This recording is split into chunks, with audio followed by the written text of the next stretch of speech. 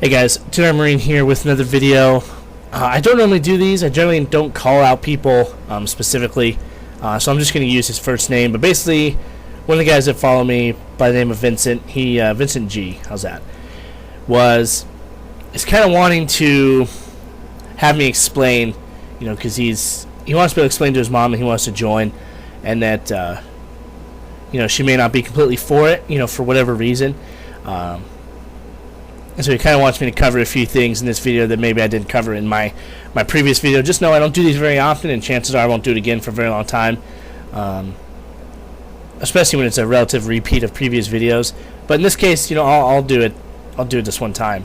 But basically, some of his questions are, how can I get my parents to understand why I'm making this choice? And that's going to be different depending on each person. For me, I wanted to serve my country. I mean, I've wanted to join the Marine Corps since I was like 4 or 5. Because my grandpa was in the Marine Corps, my uncle was in the Marine Corps, and then my mom and my grandma were both in the Army. And so, my family has had a long history of military service. But that really kind of kicked up after 9/11 and after those terrorists attacked, our country. And that made me really want to join and be able to make a difference. And for me, that was a big one. That was huge. Outside wanting to, continue the family tradition of military service, I really did want to go in there and have some effect on it, to be able to say that I helped out in this situation, because it was very much needed. We have to be able to protect our borders, And a lot of people may not agree that that's, what we were doing, we went to Iraq for oil, whatever, blah, blah, blah. And whatever the actual reasons that our government sent us over there, it doesn't change what I went there to do, and what my goals were. My goal was to help protect this country, and I feel I did that. So, it is what it is when it comes to that. But some of the characteristics that I took away from the Marine Corps, discipline, certainly. I was never, a horrible kid, growing up, but you do become a lot more disciplined. And you become a little more self-motivated to do things. The vast majority of guys I know are very self-motivated now, and a lot of them probably weren't before, before they joined the military, especially the Marine Corps. Obviously, you get in good shape, and I'm getting back into good shape because I slacked when I got out. But you kind of get that motivation to do it on your own. There's another one I was thinking of. Confidence. I was much more confident in myself afterwards. Because in high school I was a pretty shy dude for the most part. I had my good friends that, once you got to know me, I was very kind of weird and wacky and whatever else. But after joining the Marine Corps, I became much more comfortable kind of being like that with everybody.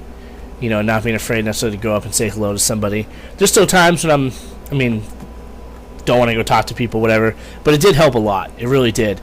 Another question that he had is, how long will you be gone at a time?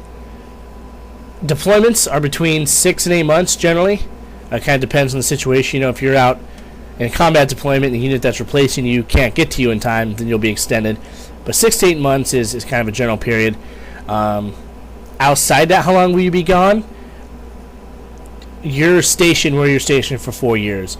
I don't know how be able to go on leave, be able to go home works during a non-combat time period, which is what we're currently in. Once Afghanistan's done, it's pretty much done now, but we're officially supposed to be out in 2016. So once that happens in 2016, and we don't have, if there's no other, wars or things that kick up, I really don't know how they'll do leave. I don't know if it's, I don't know. I don't know how they'll do it. Maybe during Christmas they let everyone go home. I really couldn't tell you. I think I was home for one Christmas my entire 4 years, and that was just because I happened to graduate MOS school right before Christmas, and so they're like, screw it, before sending you to the fleet, and then having you, it would just been a pain in the ass to send us to the fleet and then figure out what the unit's doing. They just sent us home, let us go home for Christmas, and then, go from there. After that, I missed 2 Christmases, or all 3 Christmases in a row. So, it's what happens. The good thing is, your parents and your friends and whoever else can come down and visit you, because generally you have weekends off when you're in the States, and unless you get in trouble or something, there's no rules. Your parents can come, and you guys, if you say you're stationed in Camp Pendleton, you can go into San Diego and hang out with them for the weekend, and just be back by Monday morning generally. So that's good. But to be able to go home, like if you live right outside Camp Pendleton, like if you're just that's where you live in LA or something, then you can go home every weekend. We had guys that did. But if you live, in Texas and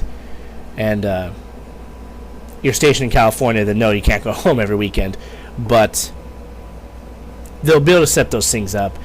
But otherwise, if you don't take leave, then you can spend the entire 4 years not going home. It just kind of depends on the situation. But that doesn't stop, 9% of the time, that won't stop people from being able to come and see you if they want to.